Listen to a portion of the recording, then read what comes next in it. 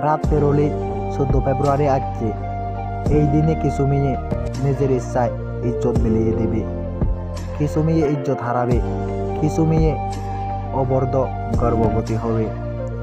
এই দিনে নিজের সুখের জন্য কারো লালসার শিকার হবে।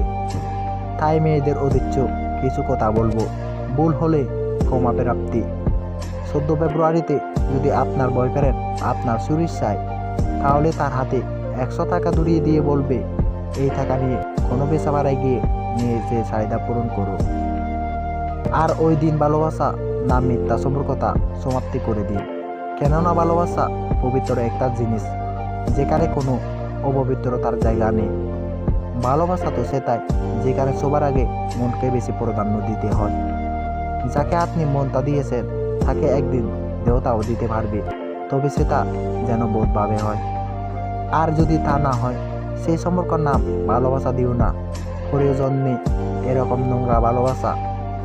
মেয়েদের উদ্দেশ্য বলছি, আরে বোন, তোমরা তো বোকা, তোমাদের এসব কুপ্রস্তাব দিলে কেন রাজি হয়ে যাও?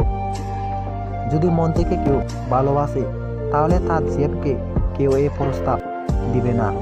তোমরা সবাই সতর্ক হও। আর এখন ছেলেদের নিয়ে কিছু কথা বলবো। আরে ভাই, শারীরিক সম্পর্ক করলে ভালোবাসা হয়ে যায়, তাছাড়া হয় না। নারী মানে কারো মা, কারো বোন। আল্লাহ তাআলা তোমার জন্য সেট করে রেখেছি।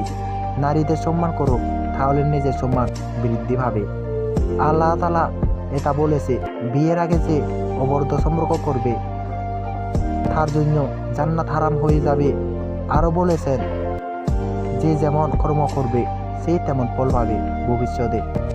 ভালো কাজ হোক অথবা খারাপ কাজ, সবশেষে একটা কথাই বলে রাখবো, পেট ভরে যেমন মানুষ খাবার খেতে চায় না, ঠিক তেমনি প্রয়োজন পুড়িয়ে গেলে সে আপনাকেও কাছে রাখতে চাইবে না।